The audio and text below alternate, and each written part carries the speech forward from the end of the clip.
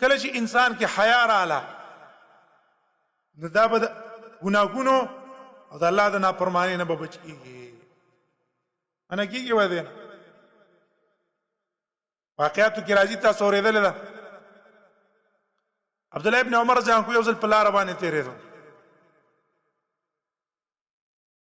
یو شړ بیابان دی، دشته ده، هلته کېناستو، ملګري مو سره و، غرمې خوراک یې کو. دې بیابان کې وکته یو شپونکی دی، ګړې بزې څرئ. عبد الله ابن عمر هغه ته ویل راځه موږ څه خوراک وکړه. هغه ته ویل چې ما روژې نیولې ده، زه خوراک نه کوم. کله چې سړی ته دعوت درکړي او ته خوراک نه کوې او هغه خفه کېږي نو خپل روژې اظهار ورته کولی شي، دا په ریاکارۍ کې نه داخل.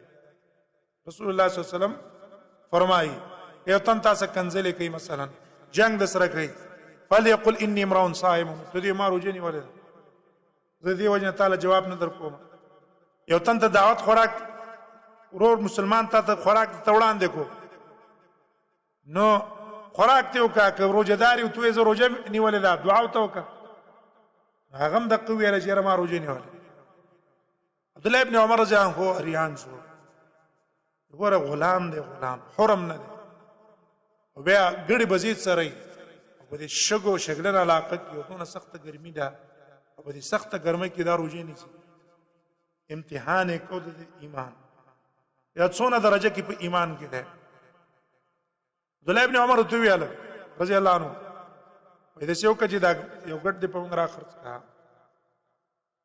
موږ به دا ګډ حلال کړو. هغه لازما نه دی، دا زما د مالک دی، مالک ما ته اجازه نه ده کړې، زه د خپل مالک به اجازه دا کار نشم کولی.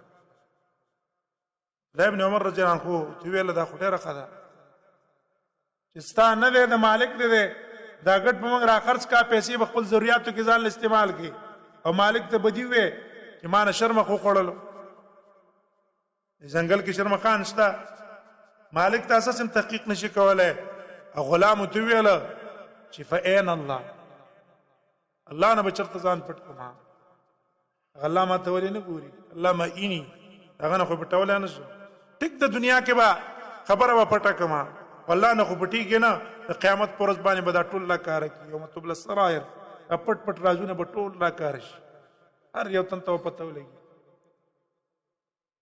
عبدالله ابن عمر رضی الله عنه باندې دا خبرې ډېر سخت اثر وکړو.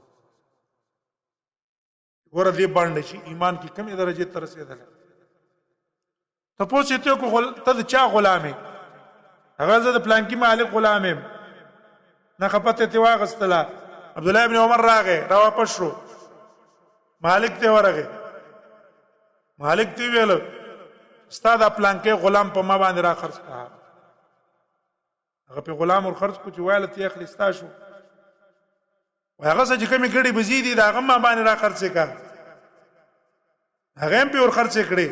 عبدالله ابن عمر پیسې هغه له ورکړې او دا غلام یې راوغوښتلو او ته ویې ویل ته مې ما آزاد کړې د الله دپاره او دا ګړې بزې هم ستا شوې. ویې ویله ګوره تا یو کلمه استعماله کړه، عین الله، دا داسې یو کلمه ده چې په دنیا کې ته د غلامۍ او د رقت نه خلاص کړې. د الله نه زما امید دی چې عذاب د جهنم نه به تا په دې الله خلاص کړي، جهنم نه به الله پې بچي.